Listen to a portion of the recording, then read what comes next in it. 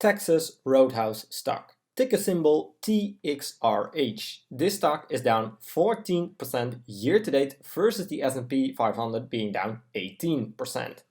A thing that investors like about Texas Roadhouse are the dividends, of course. And with the dividend yield sitting at 2.4%, I think this could be a great dividend stock. Later in this video, I will dive into dividends more details. First, I'm going to show what Texas Roadhouse does, a quick view at the historical stock price performance, the fundamental analysis, the dividends, and of course the major competitors. In the last part, I'm also giving my price target and final conclusion. I'm very excited to see what you guys think about this stock, so please let me know your thoughts in the comments. My name is Thomas and this is Thomas Invest. I'm an investor looking for great stocks at great prices. Please subscribe to join the community and to receive multiple analysis every week, where I will tell you everything you need to know about the stock market. So, what does TXRH do?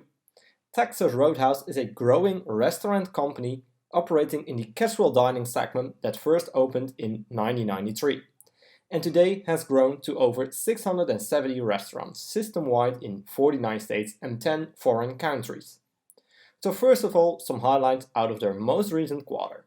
Comparable restaurant sales increased 16% at company restaurants and increased 20.4% at domestic franchise restaurants.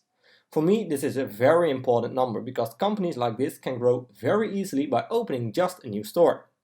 But you also want them to grow organically, so this looks really good for TXRH. The average weekly company restaurant sales increased from $114,000 each week to $132,000 each week. The margins decreased a little bit from 70% to 16.4% and was negatively impacted by inflation. The 2022 outlook shows us that TXRH is increasing a 3.2% menu pricing. Approximately 25 new restaurants are opening and a store week growth of approximately 6.5%. So now that we know a bit more about TXRH, it's time to check the historical stock price performance to see what happened there. I decided to include the S&P 500, Wendy's, ticker symbol WEM, Papa John International, ticker symbol PZZA, and Wingstop, ticker symbol WING. So straight off the bat, the S&P 500 did beat all stocks except for Wingstop, which returned a 231% in the past 5 years. TXRH is the closest one to the S&P 500 with 65%, while the S&P 500 returned 75%. On the 1-year chart, it's quite interesting. TXRH returned a minus 17%, while the S&P 500 returned a minus 7%. The competitors are also down quite a lot, especially Wingstop. On the 6-month chart, we see that TXRH is the best performing one, with only a minus 12%. While the S&P 500 has a minus 17%.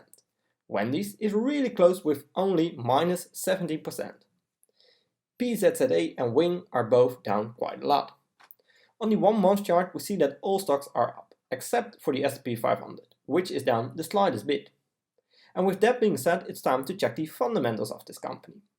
TXRH is a 4.8 billion market cap company, with a PE ratio of just 19. The forward PE ratio is at 80. Both could indicate that this company is undervalued. In this graph, we see that the margins are quite steady over the past decade. Of course, there was this big decline in margins in the lockdown periods, so that's not something to worry about for now, since margins have increased again. Right now, margins are at 8 to 9%, which is below the minimum of 10%. But keep in mind that this is a restaurant, so margins are lower in this industry in general. So for me, it's not a red flag or anything. Later in the video, we are going to compare it to the major competitors. Return on assets is sitting at 7.4%, which is also a bit low. You want this number above 10%, but keep in mind the industry. Return on equity is sitting at 24.5%, which is really great. Return on capital is at almost 14%, which is also fine by me. But the 5-year average return on invested capital is sitting below the minimum of 10%. Right now, it's at 9.4%. But keep in mind that the restaurants had a tough time during the lockdown periods, so this might be influenced by this lockdown period. TXRH has a 3.612 trailing month revenue and a 23% quarterly revenue growth year over year. In this graph, we see that revenue is increasing steady and consistent. They are growing by opening new restaurants, but also by increasing the comparable sales. So this is something I really like about this company. The decline in 2020 is again related to the Roni virus, of course. The EPS is also going up really nice and steady, except for 2020 of course, but this comforts me a lot. After the lockdown periods, EPS was up big time again, so this looks really good to me. Next up is the balance sheet. TXRH had a total cash of 325 million, and debt is sitting at 772 million. So they are capable of paying down almost half of their debt with the total cash. To be honest, I prefer companies who can pay down a little bit bigger chunk of their total debt. But for now I think it's fine since it's a restaurant and they have higher debt in general. So to be honest, this looks quite good to me. It's very important to have an increasing free cash flow since this is used to pay down debt, of course, but also to buy back shares, do acquisitions, pay dividends and research and development. In this graph we see that free cash flow is up, but not as consistent as the revenue and EPS. The first drop after 2018 is in 2019, so it's not the lockdown related.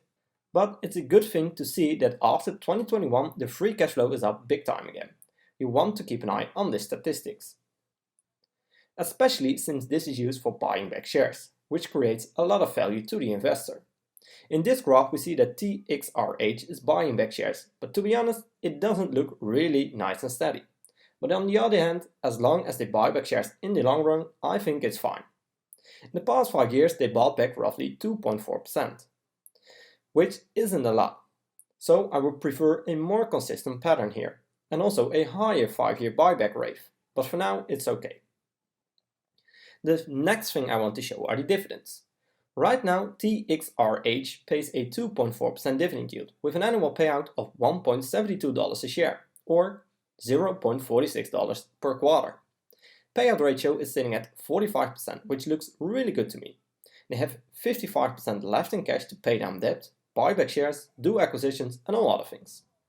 The 5-year growth rate is at 17%, and they grew the dividends for 1 year in a row. This is caused by the lockdown periods, and to be honest, I think it was a smart move to pause the dividends for a moment.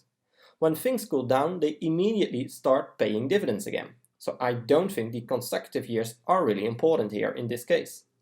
Especially since the 5-year growth rate is sitting at 17%, which is really nice. Next up are the fundamentals of TXRH versus the major competitors. I decided to include Wendy's, ticker symbol WEM, Papa John's International, ticker symbol PZZA, and Wingstop, ticker symbol WING. In this overview, we see that TXRH is by far the biggest company in terms of market cap. When we check the valuation, we see that TXRH has the lowest PE ratio. Wendy's and PZZA are both at a 24 PE ratio, so they need to come down a bit more for a fair valuation. Wingstop is at 66 PE ratio, which seems very high. TXRH has the highest revenue growth year over year and the second highest revenue compound annual growth rate. Only Wingstop has a higher compound annual growth rate here. The net income compound annual growth rate is pretty similar with TXRH and Wingstop. The other two don't look good. Levered free cash flow compound annual growth rate is at 17% with TXRH, while Wendy's has a negative number again. PZZA is nearly flat with only 1%, and Wingstop has a 83% growth rate. TXRH has the lowest margin versus the others, and Wingstop has the highest margins. TXRH is beaten on return on equity, return on assets, and return on total capital by the other stocks, so that's a bit disappointing. All companies have more debt than they have cash on hand, but it has to be said that TXRH has the best balance sheet here. The last thing I want to check are the dividends. TXRH has the second highest dividend yield and the second lowest payout ratio.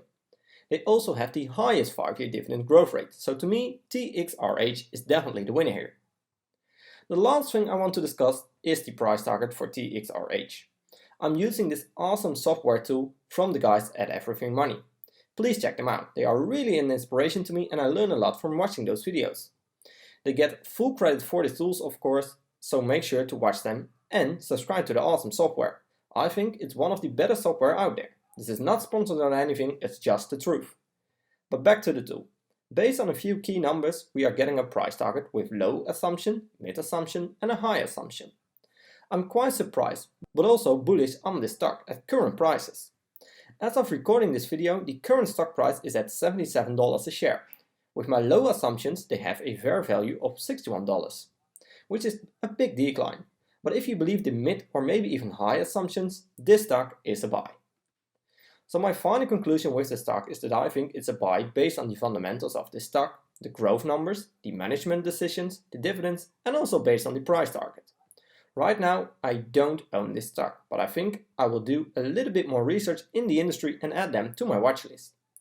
And remember to always do your own research and never fully trust on what I or other YouTubers say about stock. I'm not a financial advisor and this content is just for entertaining purposes only. I hope you liked this video and I did bring some insights of the company to you. I'd really appreciate a thumbs up and make sure to subscribe to get notified when I'm posting a new video. Thanks for watching and I will see you in my next video.